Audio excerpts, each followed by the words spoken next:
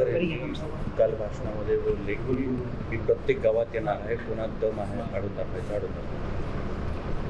खासदार नागेश पाटील आष्टीकर यांनी गद्दारी केल्यानंतर ऑपरेशन तुडवा हा आदेश पक्षाचा आम्हाला या ठिकाणी आला आणि ऑपरेशन तुडवाचं उद्घाटन काल कशा प्रकारे त्या ठिकाणी होणार होतं याची प्रचिती नागेश पाटील आष्टीकर यांनी पाहिलेली आहे.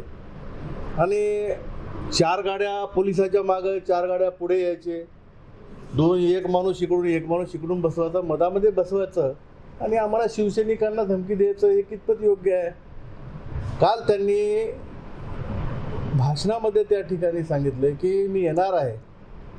नागेश पाटील तुम्ही या. 2 वर्षापासून हिंगोली लोकसभा मतदारसंघातील जनता तुमची आतुरतेने तुमचं तोंड पाहण्यासाठी आतुर झालेली आहे. तुम्ही जरूर या ठिकाणी या. पण माझी तुम्हाला एक विनंती आहे, तुम्ही पोलीस प्रशासनाला बाजूला घ्या. Y+ सुरक्षा आहे तुमची ती बाजूला काढा आणि त्यानंतर धमकी द्या. पोलिसाच्या बळावर या ठिकाणी तुम्ही आम्हाला धमकी देऊ नका. या ठिकाणी शिवसैनिक ऑपरेशन तुडवा कसं राबवितात याचा अनुभव तुम्हाला त्या ठिकाणी मिळणार आहे. ते तर म्हणले की फक्त 4-2 जण होते आणि वर दाखवायसाठी केले हे सगळं. आपण सर्व ज्ञात आहात. काल सकाळी 7:30 पासूनच पोलीसवाल्यांनी माझ्या गावाला, माझ्या घराला छावणीचे स्वरूप दिले होते. एका कार्यकर्त्यामागे 2-2 पोलीसवाले या ठिकाणी ठेवले चाललेत. देवेंद्र फडणवीसांची पोलीस तुम्ही बाजूला सारा, त्यानंतर कोण कशा प्रकारे लढतंय हे तुम्हाला या ठिकाणी दिसणार आहे. नागेश पाटलाचं कालचं भाषण म्हणजे हातपाव में दम नाही, हम किसी से कम नाही, अशा प्रकारची ही घोषणा आहे. ठाकरे साहेबांचा तुम्हाला फोन आला होता? हो, आपल्या सोशल मीडियाच्या माध्यमातून जेव्हा बातमी ठाकरे साहेबांकडे गेली, जेव्हा पोलिसांनी आम्हाला अटक केलेली होती, त्यावेळेस ठाकरे साहेबांनी आम्हाला या ठिकाणी फोन करून आम्हाला या ठिकाणी एक धैर्य हिंमत दिलं. त्याबद्दल ठाकरे साहेबांचं हे आभारच मानतो आमच्या पक्षाचे.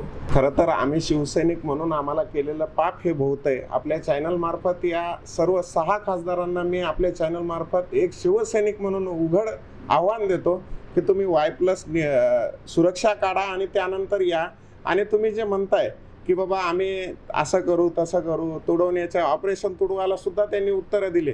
खरंच जर आम्ही शिवसैनिक म्हणून तुम्हाला जर आमच्यासोबत खेटायचं असेल तर पहिले आमच्या बळावर, आमच्या मतावर निवडून आलेल्या खासदारकीचा तुम्ही राजीनामा द्या आणि येणाऱ्या काळात निवडणुकीतून तुम्ही आमची हिंमत बघा. आमच्या बळावर तुम्ही असं निवडून आलो नाही असं जर वाटत असेल किंवा तुम्ही उद्धव साहेबांच्या मशालीवर निवडून नाही आले, बाळासाहेबांचा चेहरा वापरून नाही निवडून आले, तर येणाऱ्या काळात तुम्ही आत्ता खासदारकीचे राजीनामे द्या आणि निवडणुकीला सामोरे जा.